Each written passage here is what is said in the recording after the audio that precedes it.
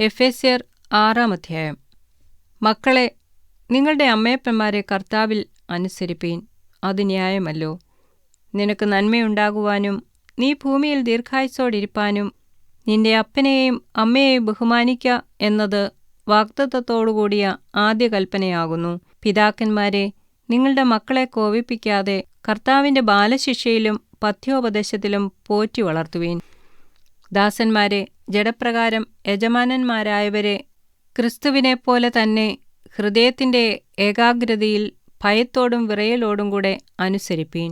മനുഷ്യരെ പ്രസാദിപ്പിക്കുന്നവരെ പോലെ ദൃഷ്ടിസേവയാലല്ല, ക്രിസ്തുവിന്റെ ദാസന്മാരെപ്പോലെ ദൈവേഷ്ടം മനസ്സോടെ ചെയ്തും, മനുഷ്യരെയല്ല കർത്താവിനെ തന്നെ പ്രീതിയോടെ സേവിച്ചും കൊണ്ട് അനുസരിപ്പീൻ.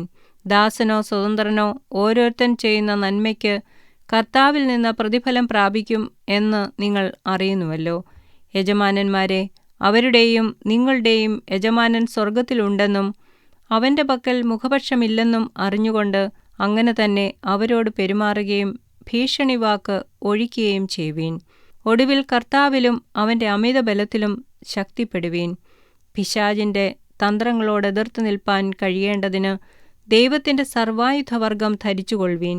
നമുക്ക് പോരാട്ടമുള്ളത് ജഡരക്തങ്ങളോടല്ല, വാഴ്ചകളോടും അധികാരങ്ങളോടും ഈ അന്ധകാരത്തിന്റെ ലോകാധിപതികളോടും സ്വർലോകങ്ങളിലെ ദുഷ്ടാത്മസേനയോടുമത്രേ.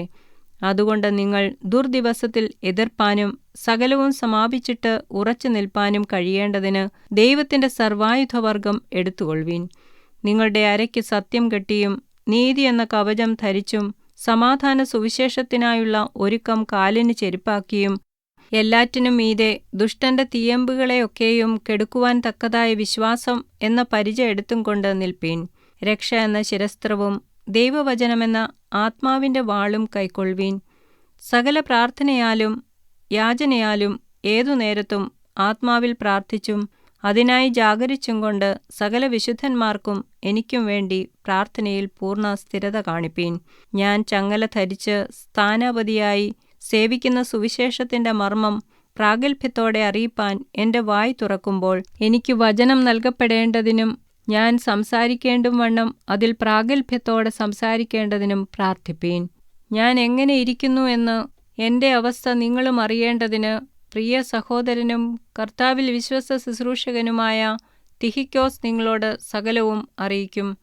നിങ്ങൾ ഞങ്ങളുടെ വസ്തുത അറിവാനും അവൻ നിങ്ങളുടെ ഹൃദയങ്ങളെ ആശ്വസിപ്പിപ്പാനുമായി ഞാൻ അവനെ നിങ്ങളുടെ അടുക്കിലേക്ക് അയച്ചിരിക്കുന്നു.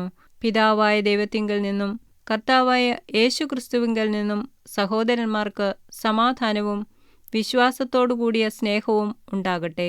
നമ്മുടെ കർത്താവായ യേശുക്രിസ്തുവിനെ അക്ഷയമായി സ്നേഹിക്കുന്ന എല്ലാവരോടും കൂടെ കൃപ ഇരിക്കുമാറാകട്ടെ.